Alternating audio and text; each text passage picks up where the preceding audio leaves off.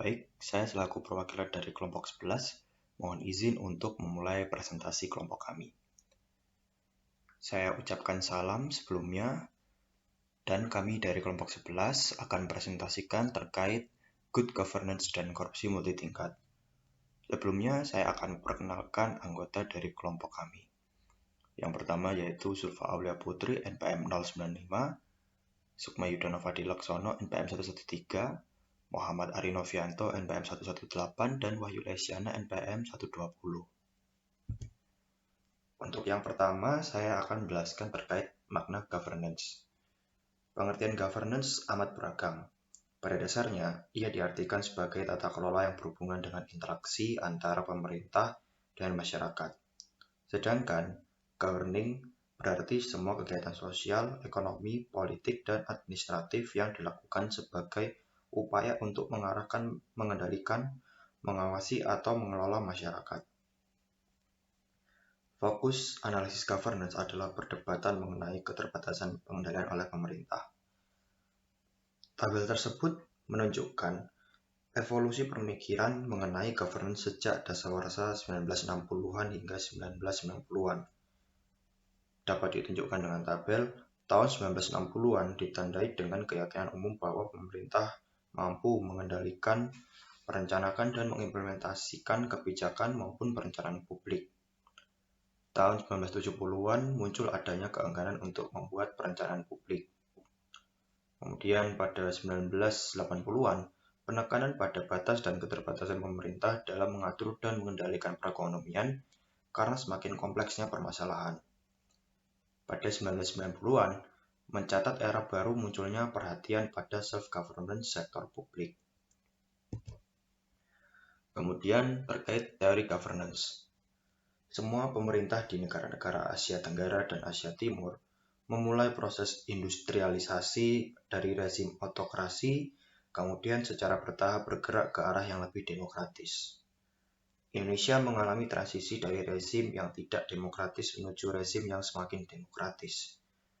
Dapat dilihat pada tabel, di situ menggambarkan terkait ilustrasi tipologi negara-negara Asia Tenggara dilihat dari perspektif demokrasi dan governance.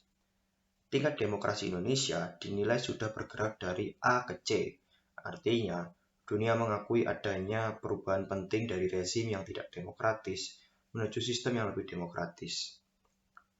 Namun, dilihat dari sisi governance, harus diakui tata kelola pemerintahan masih tergolong lemah dan belum banyak berubah.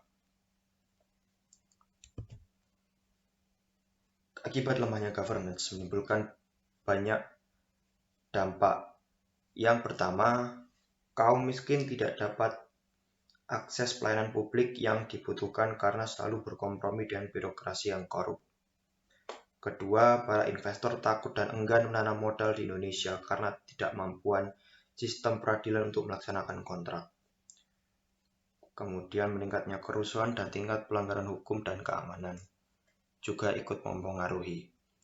Yang ketiga, langkanya sumber daya pemerintah ternyata hilang karena sistem manajemen keuangan dan pengadaan barang yang tidak transparan, manipulatif, dan banyak kebocoran.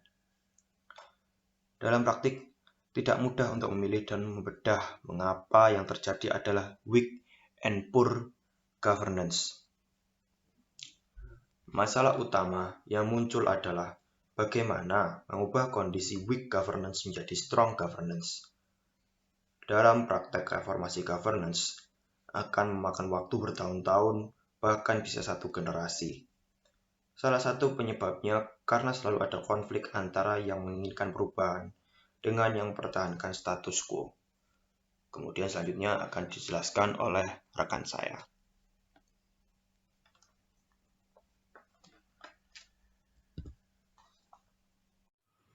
Materi selanjutnya mengenai analisis biaya berbasis transaksi.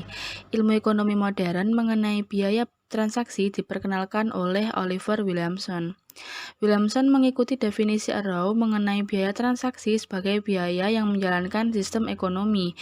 Secara lebih khusus, biaya transaksi mencakup biaya langsung yang menjaga hubungan dari kemungkinan biaya alternatif dari terbuatnya keputusan yang inferior. Ada dua macam biaya transaksi. Yang pertama, biaya transaksi yang belum terjadi, terdiri atas biaya menyusun konsep kesepakatan, negosiasi, dan penjagaan. Yang kedua adalah biaya transaksi yang telah terjadi, yang meliputi biaya salah adaptasi yang terjadi ketika transaksi melenceng dari yang disyaratkan. Kemudian biaya tawar-menawar yang telah terjadi bila upaya bilateral dilakukan untuk mengkoreksi kesalahan yang terjadi.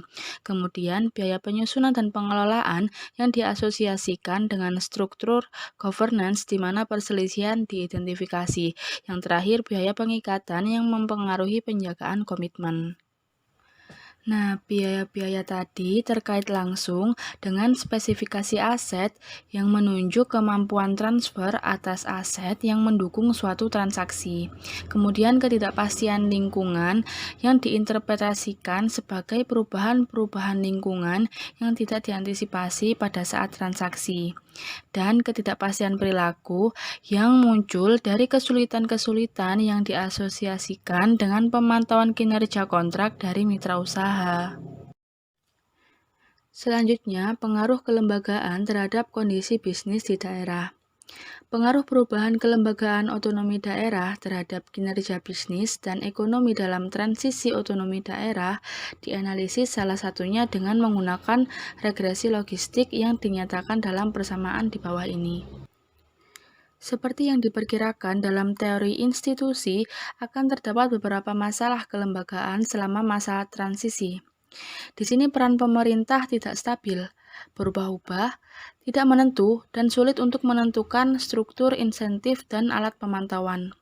Hal ini menyebabkan pengusaha di daerah tidak dapat memperkirakan peraturan, biaya transaksi, politik lokal, dan jaminan atas hak milik seperti apa yang akan diterapkan di masa depan. Dengan kata lain, membangun sebuah institusi yang dapat diandalkan adalah langkah yang paling penting untuk mendukung sistem otonomi daerah di Indonesia.